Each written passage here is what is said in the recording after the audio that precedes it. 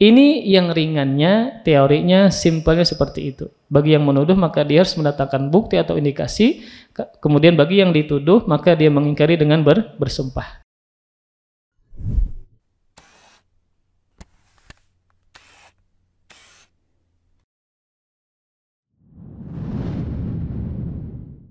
Assalamualaikum warahmatullahi wabarakatuh.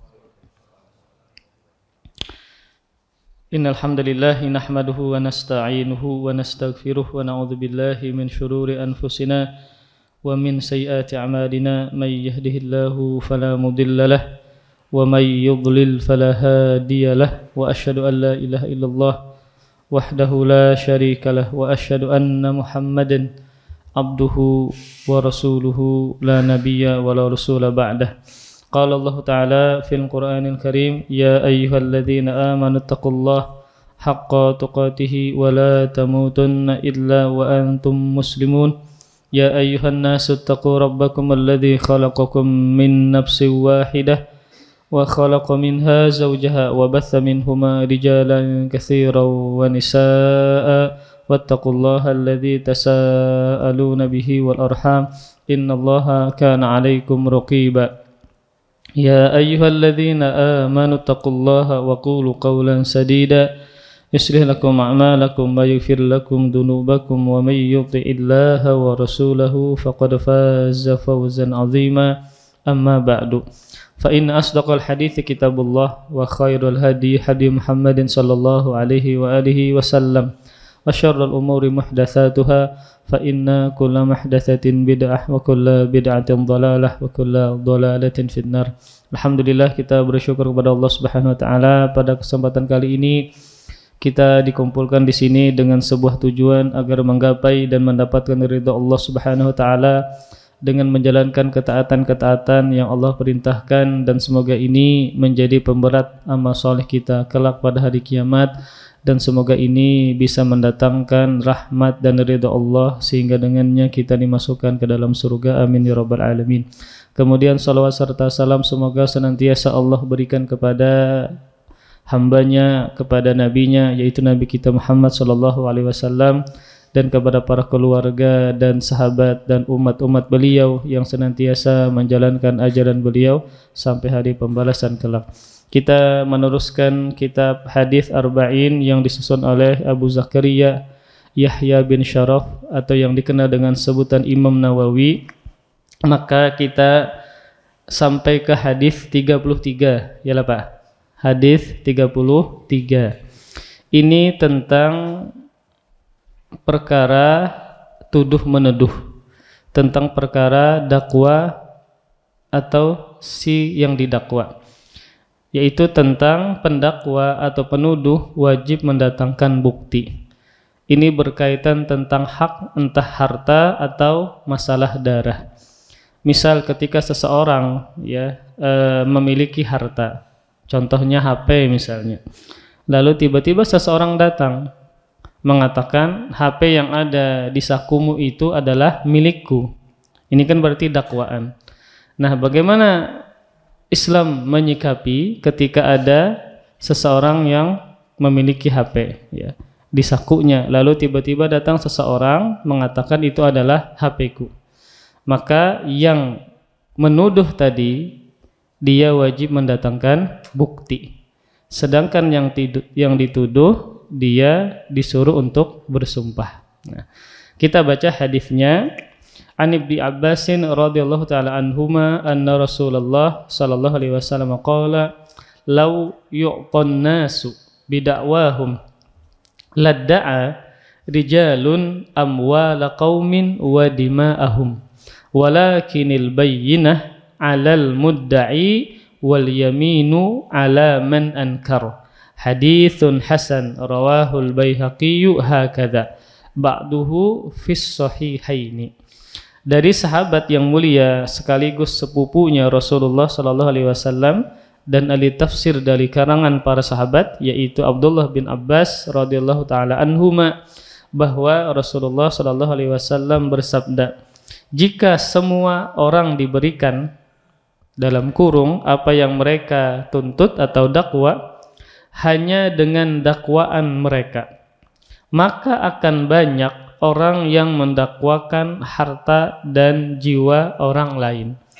Jadi kalau seandainya seseorang yang menuduh dengan tuduhannya tanpa mendatangkan bukti diloloskan, ditunaikan, maka akan banyak kericuhan, akan fitnah dan seterusnya. Maka orang akan banyak menuduh harta orang lain. Maka orang akan banyak berkaitan dengan pembunuhan atau apakah menuduh orang lain. Sehingga ketika menuduh, maka yang menuduh harus mendatangkan bukti. Kemudian kata Nabi SAW, namun seharusnya ya, yang mendakwa atau menuduh harus mendatangkan bukti dan terdakwa yang mengingkari harus bersumpah. Tadi kayak berkaitan dengan harta. Kalau seandainya yang menuduh ini tidak perlu bukti, ini kacau jadinya. Harta pian dikakui orang, tanah pian dikakui orang, ya. Maka ketika ada seseorang menuduh, mendakwa, ini adalah tanah saya, ini adalah mobil saya misalnya, dan seterusnya, maka dia wajib mendatangkan bukti. Kemudian kata Imam Nawawi, hadis ini hasan, diriwayatkan oleh Imam Al-Baihaqi seperti ini, dan sebagian dari hadis ini lafaznya ada dalam Sahih Bukhari dan Sahih Muslim. Kemudian hadis ini ya juga diriwayatkan oleh imam yang lain seperti Abdul Razzaq dalam Musannafnya, kemudian juga dalam Sunan Ibnu Majah ya. Kemudian juga Imam Tabrani dalam Mu'jamul Kabirnya ya. Kemudian juga disebutkan dalam Sahih Ibnu Hibban ya.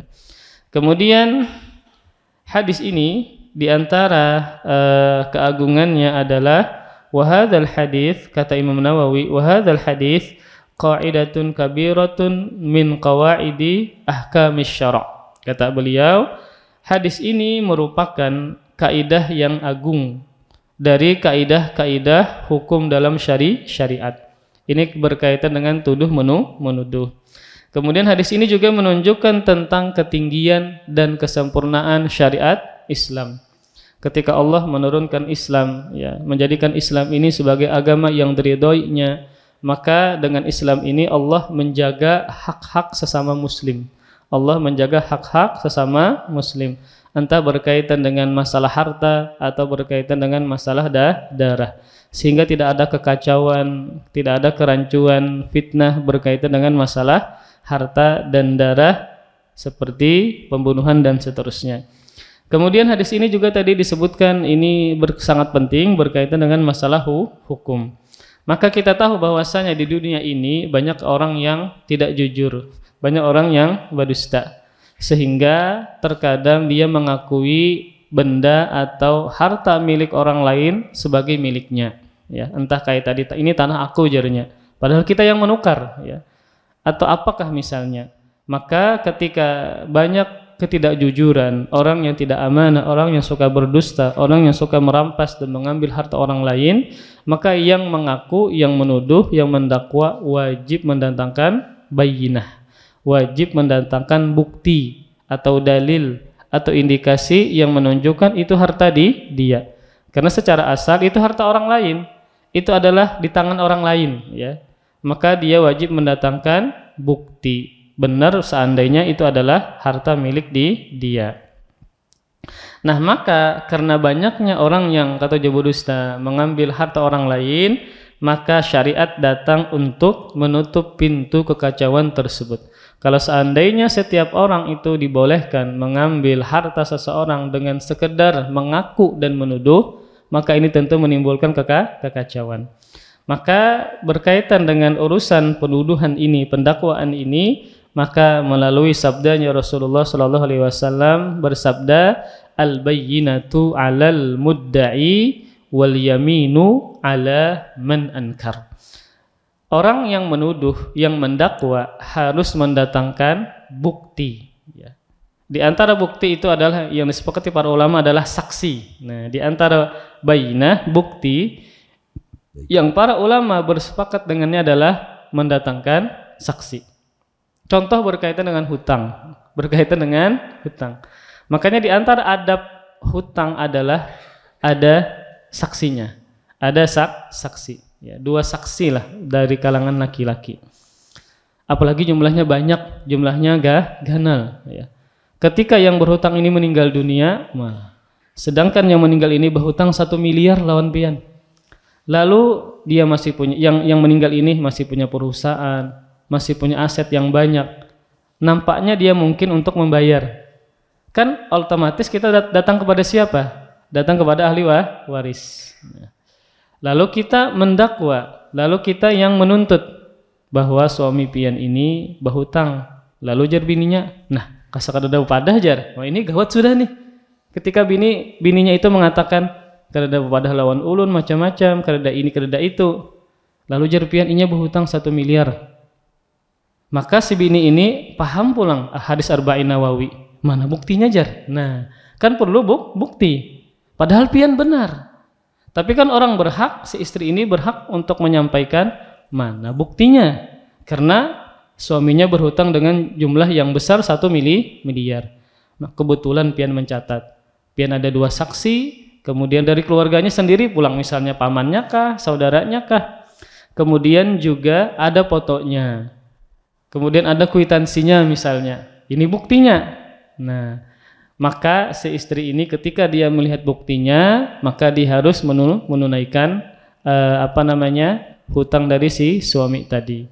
Apalagi ternyata si suaminya menulis wasiat di bawah bantal, sakalnya bertulisan bahwa aku berhutang lawan si fulan segini. Maka ini kan bukti dan indikasi. Maka si istri ini, ahli waris ini harus menunaikan utang dari si suami tadi. Kemudian para ikhwas sekalian, nah kalau kita perhatikan dari hadis ini ada 2 yang harus dilakukan.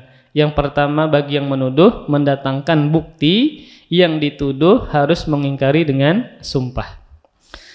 Mengapa bukti hanya didatangkan bagi orang yang menuduh saja?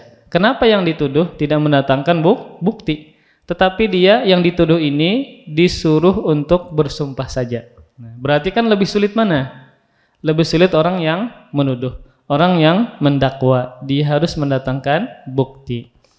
Karena orang yang menuduh, orang yang mendakwa sedang berada di posisi lemah. Lemah. Karena dia mendakwakan sesuatu yang menyelisihi hukum asal. Karena dia mendakwakan sesuatu yang menyelisihi hukum asal.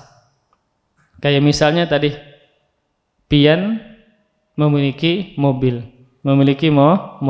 ya. Kemudian ada yang datang mengaku itu mobil ulun jar, warnanya sama, mereknya sama. Jadi inya merasa itu adalah mobil inya yang hilang. Nah ini kan pihak yang lemah siapa? Yang menuduh. Kenapa dia dikatakan pihak yang lemah? Karena hukum asal dari mobil adalah milik seseorang tadi. Karena itu adalah milik dia, di tempat dia, ya, di tangan dia kuncinya pulang. Maka yang menuduh ini adalah posisi lemah karena dia menyelisih hukum asal. Mobilnya, kuncinya ada di tangan si yang dituduh tadi. Maka karena si penuduh ini berada di pihak yang lemah, hukum asal dari barang adalah berada di tangan si yang dituduh. Nah, maka yang menuduh harus mendatangkan bukti. Harus mendatangkan bukti. Nah, kemudian sebaliknya, yang dituduh ini berada di posisi yang kuat. Kenapa demikian? Karena dia berada di hukum asal. Ya, di hukum asal. Barangnya itu, mobilnya tadi ada di rumahnya, kuncinya inya yang memiliki. Ini kan hukum asal, dia seakan-akan pemiliknya yang benar. Sehingga ketika dia di posisi yang kuat, dia tidak perlu si yang dituduh ini mendatangkan bukti. Dia cuma dituduh untuk bersumpah dengan nama Allah bahwa dia tidak mencuri, dia adalah pemilik yang sebenarnya, dan seterusnya. Kemudian, maka setiap dakwaan bagi si pendakwa atau penuduh harus mendatangkan bukti karena dia berada di posisi yang lemah. Barang itu secara asal adalah milik orang tadi karena memang di tempat inya, kuncinya ada, STNK-nya ada pulang, ya. Maka si penuduh harus mendatangkan bukti. Kemudian jika si penuduh bisa mendatangkan bukti, ternyata dia misalnya mendatangkan bukti, ya. Misalnya dari showroom dia datangkan orang, ya. Dilihat kerangkanya, kan kerangka mobil ada, dilihat kerangkanya, macam-macam fotonya ini dan itu, ya. Maka ternyata benar, misalnya kerangkanya itu milik dia. Berarti kan ini bisa jadi orang yang punya ini membeli dari seseorang, ternyata adalah mobil curian misalnya. Nah, lalu ternyata si pendakwa penuduh membawa bukti, bayinah, orang-orang yang bekerja di tempat yang dia dulunya membeli mobil itu. Dia cek mesinnya macam-macam misalnya, ya. Kemudian ketika dia mendatangkan bukti tadi, orang-orangnya ada fotonya macam-macam, kerangka mesinnya ini dan itu. Kemudian si pemilik ini diminta untuk bersumpah. Sekali sidin kadahakon bersumpah. Nah, kadahakon apa? Bersumpah. Ya, maka yang seperti ini bisa dibawa kepada pengadilan, ya. Memang ini teorinya seperti ini. Namun ketika dibawa ke pengadilan itu lebih rumit lagi, ya. Ini bisa lebih rumit lagi. Jadi intinya adalah hukum dasarnya asalnya adalah berkaitan dengan menuduh dan dituduh. Yang menuduh harus mendatangkan bukti, sedangkan yang dituduh harus disuruh untuk bersumpah.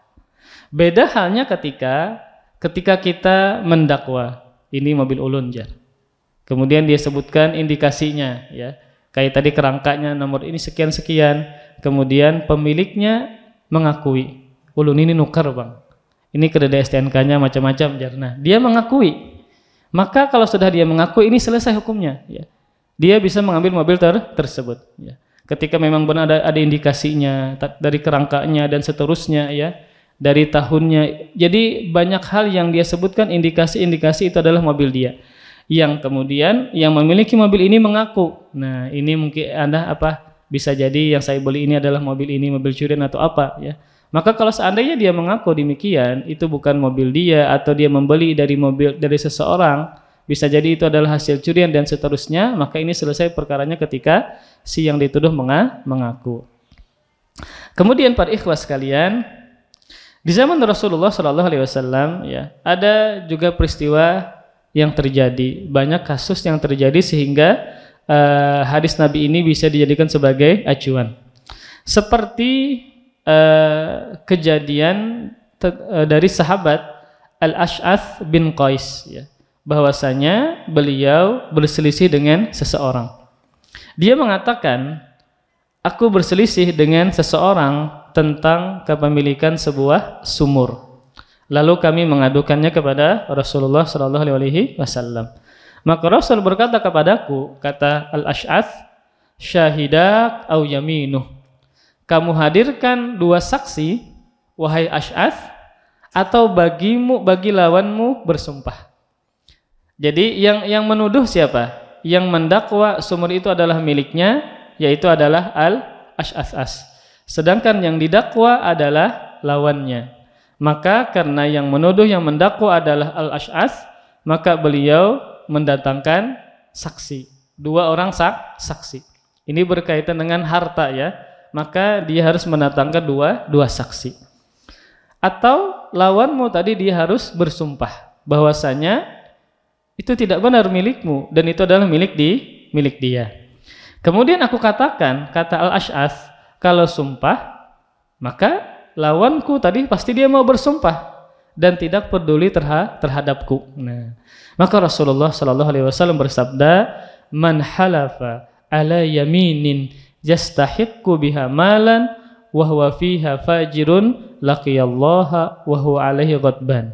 Barang siapa yang bersumpah dengan tujuan bermaksud mengambil harta seseorang padahal dia bersumpah dengan curang, dengan dusta, ya, maka nanti dia akan berjumpa Allah di mana Allah murka kepadanya. Jadi memang dia harus disumpah dulu lawan dari sahabat Al-Ash'ath ini. Kalau seandainya Al-Ash'ath tidak bisa mendatangkan saksi atau bukti, kemudian lawannya bersumpah, sekalipun ternyata lawannya berdusta, maka tetap sumur tadi dikemanakan? Kepada lawannya.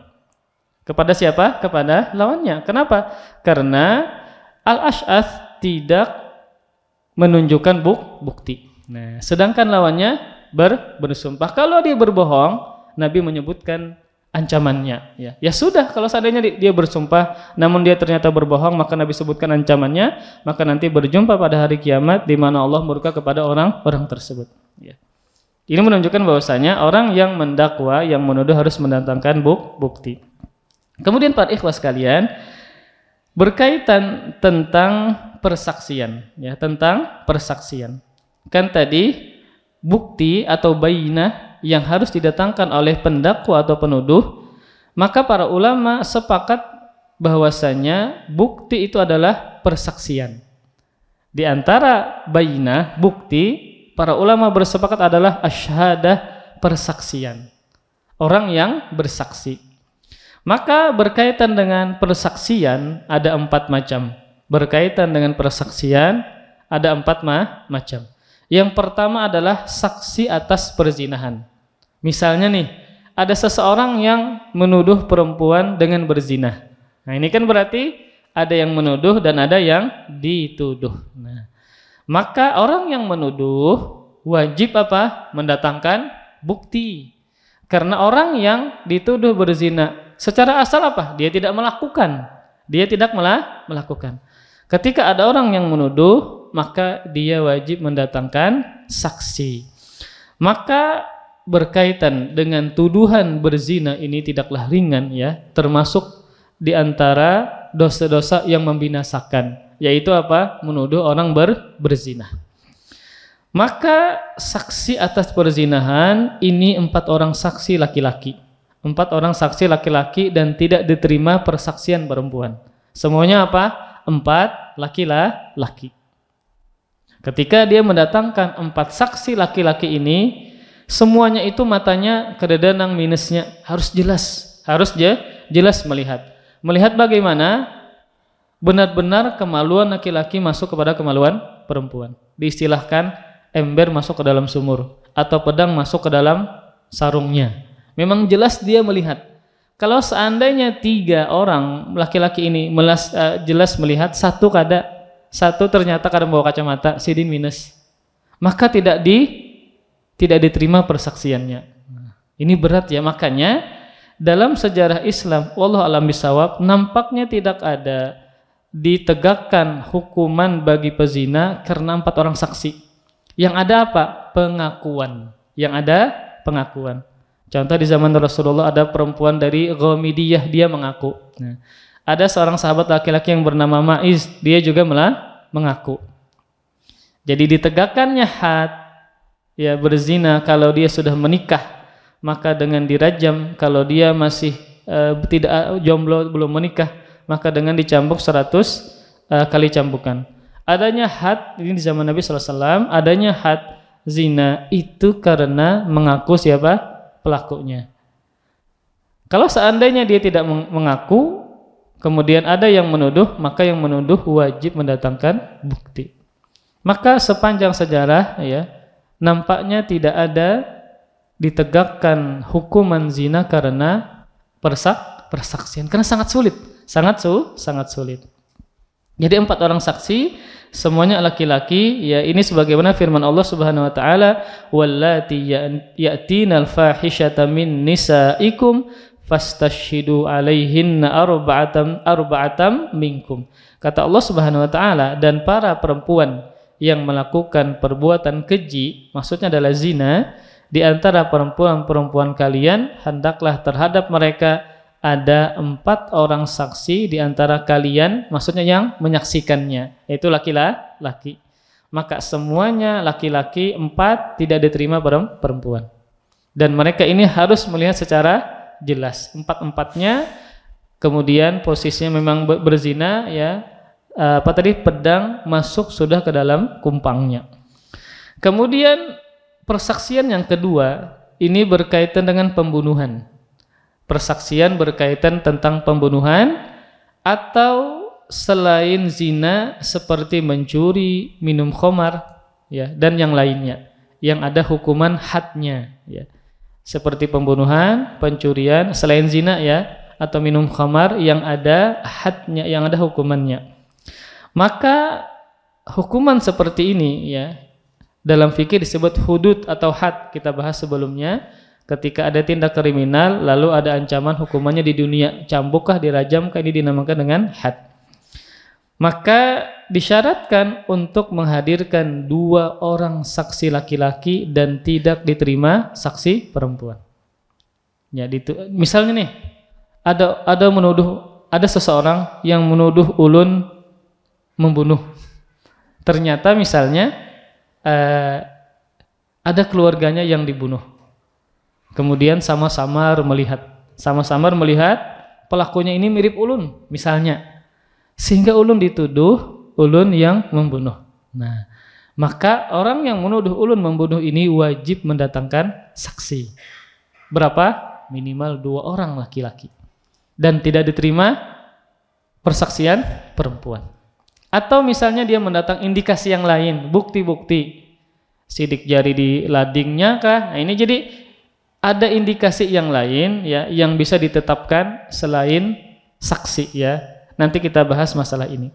Intinya adalah berkaitan dengan saksi, maka dia harus mendatangkan 2 orang saksi dan tidak boleh saksinya perempuan. Ini sebagaimana firman Allah Subhanahu wa taala, wa asyhidu dzawai adlim minkum wa aqimus syahadata lillah. Dan persaksikanlah dengan 2 orang saksi yang adil di antara kalian, dan hendaklah kalian tegakkan kesaksian itu karena Allah Subhanahu wa taala. Ini berkaitan dengan kayak pembunuhan, minum khamar, atau kemudian tadi apa? Seperti mencuri, maka ini mendatangkan 2 orang saksi berkaitan dengan pembunuhan dan seterusnya. Kemudian yang ketiga, persaksian berkaitan dengan hak-hak harta. Persaksian berkaitan dengan hak-hak harta. Seperti masalah jual beli, masalah tanah. Oh, ini banyak sekaitannya nih, masalah tanah, masalah bangunan ya, atau masalah hutang ya, sewa menyewa dan seterusnya. Maka persaksian seperti ini harus 2 orang laki-laki atau 1 orang laki-laki, 2 orang perempuan. Jadi perempuan boleh, tapi 1 laki-laki dinilai dengan 2 orang perempuan. Seperti masalah hutang ya, atau masalah meminjam dan seterusnya ya. Kayak hutang tadi ya. Maka ketika misalnya ada seseorang berhutang, suami meninggal dunia, maka ternyata istrinya mengingkari ya. Ini kada tahu bang kayak itu. Maka yang mengatakan bahwa laki pian ini berhutang lawan ulun, dia harus membawakan saksi. Dia harus membawakan saksi. Maka ini sebagaimana firman Allah Subhanahu wa taala, wastashhidu syahidaini mir rijalikum fa illam yakuna rajulaini farajulu wa imra'atani mimman taradawna minasy-syuhada. Kata Allah Subhanahu wa taala. Ini berkaitan dengan apa tadi? Masalah hak-hak harta seperti jual beli ya, kemudian masalah hutang, masalah pinjam meminjam, sewa menyewa dan semisalnya. Kata Allah Subhanahu wa taala, dan persaksikanlah dengan 2 orang saksi laki-laki di antara kalian. Jika tidak ada saksi 2 orang laki-laki, maka boleh seorang laki-laki dan 2 orang perempuan di antara orang-orang yang kalian ridhoi, kalian sukai dari para saksi-saksi yang ada. Maka ini berkaitan dengan harta seperti jual beli ya. Tanah ini sudah dibeli, kemudian mengaku ini bukan tanah bianjar. Nah ini maka yang menuduh harus mendatangkan 2 saksi laki-laki atau 1 saksi laki-laki kemudian 2 orang perempuan. Kemudian keempat, persaksian pada perkara-perkara yang umumnya hanya diketahui perempuan. Kesaksian yang berkaitan tentang permasalahan perempuan. Persaksian ya tentang perkara-perkara yang berkaitan tentang perempuan, seperti masalah kelahiran ya, masalah penyusuan ya, atau masalah keperawanan ya. Maka ini juga harus mendatangkan saksi. Dan ini pernah terjadi di zaman Rasulullah Shallallahu Alaihi Wasallam, bahwa ada seorang sahabat yang menikah dengan seorang perempuan. Ternyata datang seorang perempuan tua, bahwa dia mengatakan kalian berdua dulunya aku susui. Jadi Pak bisa dipahami malah sahabat Uqbah menikah dengan seorang perempuan. Tiba-tiba datang seseorang wanita, dia mengatakan bahwa dulunya kalian saya susui. Berarti saudara sesusu. Saudara apa? Sesusu. Bolehkah ada menikah? Kada boleh. Maka sahabat Uqbah mengadu kepada Rasulullah Shallallahu Alaihi Wasallam. Jadi awal cerita kata sahabat Uqbah, saya menikahi seorang perempuan, kemudian datang seorang wanita yang berkulit hitam. Dia mengatakan, saya telah menyusui kalian berdua. Kata perempuan kulit hitam ini, padahal sudah menikah. Lalu aku pun mendatangi Nabi SAW dan aku berkata, saya menikahi Fulanah binti Fulan. Kemudian datang perempuan berkulit hitam yang berkata kepada kami, aku telah menyusui kalian berdua.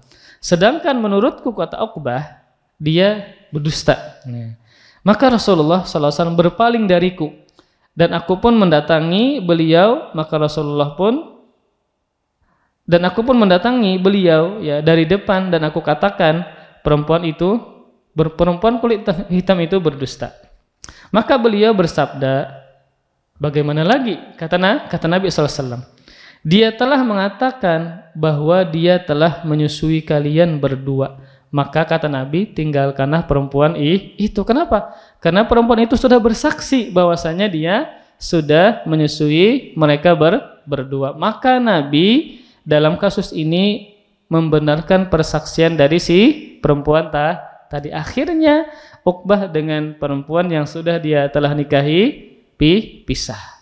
Karena ada saksi, walaupun cuma satu dan perempuan. Nah, ini menunjukkan bahwasanya berkaitan dengan masalah kewanitaan ya.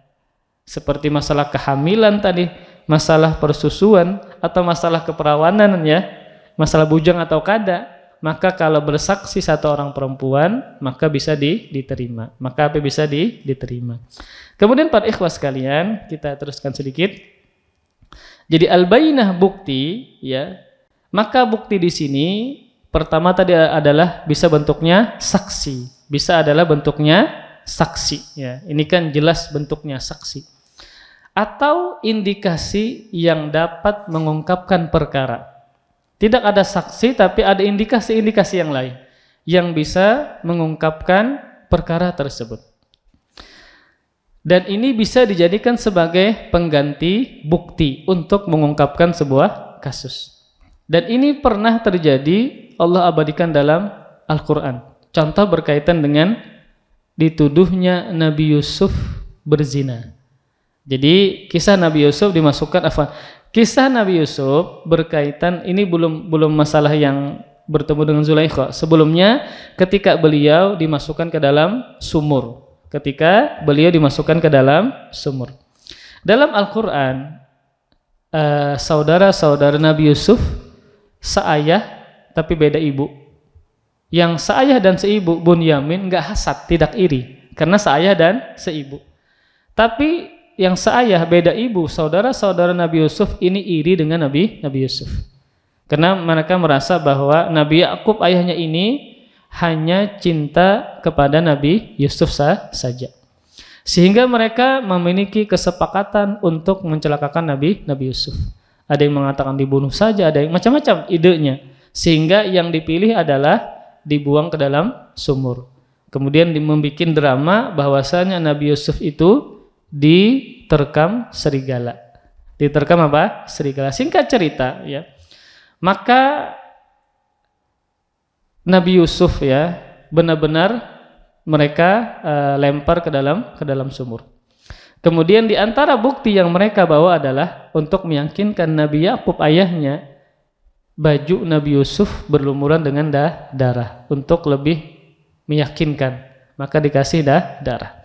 Dan Nabi Yakub ya, ketika melihat baju tadi, beliau tidak memiliki ilmu gaib ya. Kemudian bagaimana beliau memperhatikan ketika baju itu yang berdarah itu ternyata itu adalah darah yang bukan darah manusia, tapi darah kambing ya. Kemudian juga pakaian tersebut tidak terkoyak-koyak. Sehingga ini indikasi bahwasanya Nabi Yakub mengetahui yang dibawa anak-anaknya itu adalah bukan bukti. sehingga mereka berdusta. Nah, jadi dari sini disimpulkan bahwa Nabi Yakub ketika melihat baju tersebut, ya, ini bukan bukti yang menunjukkan bahwa Nabi Yusuf diterkam oleh serigala dan menyebabkan beliau tewas. Ya. Dari mana beliau menyimpulkan itu? Padahal nggak ada saksi dari indikasi yang ada pada baju tersebut. Pertama, baju tadi darahnya bukan darah manusia, darah kambing. Yang kedua adalah tidak ada koyakan atau sobekan pada baju tersebut. Kalau seandainya seseorang itu diterkam serigala, ya, yang mengakibatkan tewas, kadang mungkin bajunya tidak ada koyakan atau sobekan. Sehingga di sini bukti yang mereka bawa ditolak, maka beliau meyakini ini anak-anaknya berdusta. Padahal tidak ada saksi, tapi dari indikasi tanda-tanda yang ternyata mereka berdusta. Kemudian lagi kisah yang kedua Nabi Yusuf lagi. Ini ketika beliau dibuang ke dalam sumur, kemudian dibawa oleh kafilah dagang, kemudian dijual, kemudian diangkat anak oleh bangsawan Mesir ketika itu. Maka ketika Nabi Yusuf beranjak remaja, maka Masya Allah orangnya sangat bungas, ya, sehingga tidak sedikit perempuan yang terfitnah dengan ketampanan beliau, termasuk adalah yang bersama beliau dari kecil, yaitu Zulaikha. Ketika melihat, ya, postur dari Nabi Yusuf, kemudian wajahnya tampan luar biasa, akhirnya tergila-gila kepada Nabi Yusuf alaihissalam. Maka ketika Allah Subhanahu wa taala berfirman dalam Al-Qur'an, wastabaqal baba wa qaddat qamisahu min duburin wa alfaya sayyidaha ladal bab. Kata Allah Subhanahu wa taala, dan keduanya berlomba-lomba menuju pintu. Jadi ini bebukahan di dalam rumah. Yang satu buka hendak keluar rumah Nabi Yusuf untuk menghindarkan dirinya dari zina, yang satu perempuannya mengejar untuk berzina. Sama-sama apa? Meraih pintu. Yang satunya hendak keluar, yang satunya hendak menutup. Nah, ketika keduanya berlomba-lomba menuju pintu dan wanita tersebut menarik baju gamis Yusuf dari belakang sampai rabit atau koyak, dan kedua-duanya mendapati suami wanita itu di muka pintu. Subhanallah, ya. Ini bebukahan. Tapi bukan bermainan, bercanda, bukan. Satunya hendak menyelamatkan diri, hendak keluar, yang satunya hendak menarik Nabi Yusuf. Sehingga rabitlah baju dari arah belakang Nabi Yusuf alaihissalam. Kemudian singkat cerita, maka Zulaikha menuduh. Ini kan karena tertangkap basah nih. Ternyata ketika dibuka pintunya, laki berhadapan. Laki apa? Laki melihat dua orang sedang dalam rumah sedang kejar-kejaran macam-macam, sehingga Zulaikha menuduh Nabi Yusuf ingin berzina dengannya, ingin, bahasa kasarnya, ingin memperkosa Zulaikha. Akhirnya singkat cerita, ya, maka ada seseorang yang mengatakan bahwa, ada yang bersaksi mengatakan bahwa kalau seandainya gamisnya itu, bajunya itu, ya, robeknya dari depan, berarti Nabi Yusuf yang salah. Kalau seandainya dari belakang, berarti Zulaikha yang salah. Karena ketika seseorang itu akan memperkosa, ya, maka kan akan berontak perempuan, sehingga sangat besar kemungkinan robeknya dari depan, karena dia mempertahankan diri. Tapi berbeda kalau seandainya sobeknya dari belakang, berarti yang mengejar siapa? Perempuan tersebut.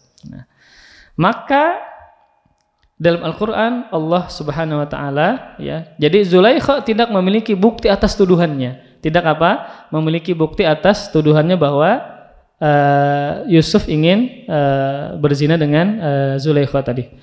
Lalu bagaimana cara menentukan penyelesaiannya? Maka Allah Subhanahu wa taala, ya, menyebutkan dalam Al-Quran, wasyahida syahidum min ahliha in kana qamisuhu qudda min qubulin fasadaqat wa huwa minal kadhibin wa in kana qamisuhu qudda min duburin fakadzabat wa huwa minas shadiqin. Kata Allah Subhanahu wa taala, dan seorang saksi dari keluarga wanita itu memberikan kesaksiannya.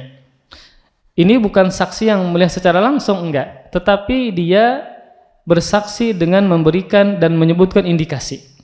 Dan seorang saksi dari keluarga wanita itu memberikan kesaksiannya. Jika baju gamisnya koyak di depan, maka wanita itu benar. dan Yusuf termasuk orang-orang yang berdusta.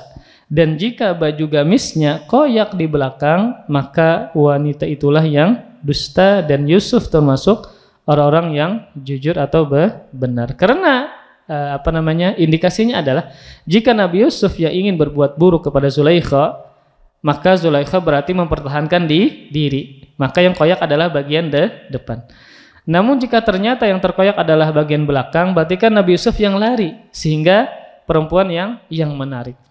Dan perkataan saksi ini bukanlah bukti karena dia tidak melihat, tetapi adalah sebagai indikasi saja, indikator. Ada tanda-tanda yang menjelaskan bahwa Nabi Yusuf tidak bersalah. Buktinya apa? Bahwa baju Sidin koyak dari belakang. Sehingga diselesaikanlah masalahnya bahwa perempuan tersebutlah yang bersalah. Maka ini menunjukkan bahwasanya ketika memang tidak ada bukti, maka bisa dengan indikator atau tanda-tanda yang bisa mengarah kepada permasalahan tersebut. Kemudian juga di antara hal yang terjadi berkaitan dengan tidak adanya saksi, tetapi ada indikator, ada tanda-tanda yang mengarahkan kepada sebuah titik kebenaran. Kisah terjadi antara Nabi Daud dan anaknya Nabi Sulaiman. Jadi disebutkan dalam Sahih Bukhari dan juga Sahih Muslim cerita tentang dua perempuan satunya masih muda, satunya sudah tua. Yang mana kedua perempuan ini, yang muda dan tua ini memiliki anak yang mereka letakkan di suatu tempat. Sama-sama memiliki anak, masih bayi, lalu diletakkan di suatu tempat. Kemudian lalu mereka meninggalkan kedua anak ini untuk mengerjakan suatu pekerjaan. Tiba-tiba seekor serigala memakan salah satu anak dari dua wanita tadi. Yang dimakan adalah anak wanita tua. Kemudian ketika kembali, wanita tua mendapati anaknya telah dimakan oleh serigala. Dia tahu bahwa yang dimakan adalah anak dia. Maka wanita yang tua ini mengambil anak dari wanita yang muda. Ketika wanita muda kembali, maka dia mengatakan kepada wanita yang tua bahwa anak yang dibawa oleh wanita tua itu adalah anak dia. Namun wanita tua ini menolak bahwa itu adalah anak dia. Dia mungkin bisa jadi takut dimarahi oleh suaminya atau apa, sehingga dia mengakui anak orang lain. Kemudian akhirnya keduanya pun berselisih. Akhirnya pergi menuju Nabi Daud alaihissalam untuk menyelesaikan perkara. Nah, maka bagaimana Nabi Daud berhukum? Maka Nabi Daud berhukum dengan hukum asal, yaitu orang yang memegang anak tersebut, maka asalnya adalah dia yang memiliki. Kemudian yang tidak memegang, maka dia hanya mengaku. Berarti yang mengaku harus mendatangkan bukti. Ketika Nabi Daud meminta bukti kepada wanita yang muda tadi, maka tidak bisa mendatangkan bukti. Nah, berarti ini apa? Ada persengketaan. Padahal wanita tua itu tahu bahwa itu bukan anak dia. Namun dia mengakui anak itu adalah anaknya dia. Mungkin tadi karena takut dimarahi oleh suami atau apa, mungkin ada seperti itu, sehingga dia berani berdusta untuk mengambil anak milik si perempuan muda tersebut. Dan pada kasus ini Nabi Daud tidaklah salah memberikan keputusan. Kenapa? Karena beliau menggunakan hukum asal. Anak tersebut sudah berada di pangkuan wanita yang sudah tua. Maka wanita muda tadi cuma mengaku, kemudian tidak bisa mendatangkan bukti. Kemudian lalu Nabi Sulaiman, kan ini dua orang nabi, anak dan ayah. Nabi Daud adalah ayahnya, kemudian Nabi Sulaiman adalah anaknya. Kemudian Nabi Sulaiman pun datang dan ingin menyelesaikan permasalahan ini. Dan Nabi Sulaiman memiliki hukum tersendiri dengan indikasi yang beliau berikan. Makanya kan dalam Al-Qur'an Allah Subhanahu wa taala menyebutkan tentang Nabi Sulaiman, fafahamnaha Sulaiman. Kata Allah Subhanahu wa taala, maka kami telah memberikan pemahaman kepada Sulaiman tentang hukum yang lebih tepat. Maka Nabi Sulaiman memiliki hukum tersendiri. Jadi Nabi Sulaiman berkata kepada kedua wanita tersebut untuk membelah anak tadi, dibagi setengah-setengah aja Sidin. Jadi kata Sidin, ini anak ini, ayo kita belah. Pian bagi setengah-setengah. Mendengar pernyataan dari Nabi Sulaiman tadi, maka wanita muda ini akhirnya apa? Rela. Kerusagin dibelah. Biar itu untuk si wanita tua itu. Karena mungkin Bang, anak itu dibelah. Kan otomatis yang ibu ini nggak berani. Sayang, karena mungkin dia apa? Membiarkan anaknya dibelah. Akhirnya dia merelakan. Kada apa-apa gasal wanita tua tadi. Tetapi si wanita tua tadi, ketika dia mendengar pernyataan Nabi Sulaiman, dia diam. Tidak ada perasaan takut, perasaan khawatir. Mbah itu perasaan yang mengindikasikan dia seorang ibu. Karena kalau dia seorang ibu nggak mungkin dia menginginkan anaknya dibelah menjadi dua. Nah, bisa dipahami Pak? Sehingga kemudian saat itu Nabi Sulaiman faham bahwa anak itu adalah milik wanita muda. Karena ketika mendengar kata-kata Nabi Sulaiman, ini dibelah aja anak ini, pasti yang ngaran ibu kandung nggak mungkin mengizinkan anaknya dibelah menjadi dua. Sedangkan wanita tua tadi ketika mendengar perkataan dan pernyataan Nabi Sulaiman, dia diam saja. Karena perasaan takut, perasaan khawatir, perasaan iba nggak ada. Sehingga Nabi Sulaiman akhirnya memutuskan anak itu adalah milik si wanita muda. Berarti itu ibunya sebenarnya. Karena dia kenapa? Dia kada tega anaknya dibelah menjadi dua. Sedangkan wanita tua tadi tidak ada perasaan tega. Dia cuma diam saja. Itu menunjukkan adalah bukan anaknya dia. Sehingga Nabi Sulaiman memutuskan bahwa si anak itu milik wanita muda. Dan ini bukan saksi. Tetapi adalah apa tadi? Indikator yang disebutkan oleh Nabi Sulaiman. Jadi ini berkaitan dengan masalah dakwa dan mendakwa. Maka secara umum ya adalah tadi ketika seseorang menuduh, maka dia harus mendatangkan bukti. Entah itu adalah saksi, kalau tidak ada saksi maka dengan indikator-indikator yang lain. Ya. Nah maka ini sederhananya. Tapi kalau seandainya kita masuk ke pengadilan itu lebih ribet lagi. Lebih apa? Lebih rumit lah lagi. Ya. Kemudian para ikhwas sekalian, sebagai penutup ya, ada sebuah kaidah dalam masalah hadis ini, kaidah fikih ya, yaitu adalah kullu da'wa bila bayyinah fahiya batilah saqitah illa in aqarral mudda alaihi. Ada sebuah kaidah fikih yang menyatakan bahwasanya setiap tuduhan yang tidak terbukti maka tuduhan itu adalah batil. Seseorang menuduh nih, lalu dia tidak membawakan bukti atau indikasi, maka tuduhannya adalah batil. Tuduhannya adalah jatuh, tidak bisa diasi atau dipercaya. Kecuali yang dituduh mengakui.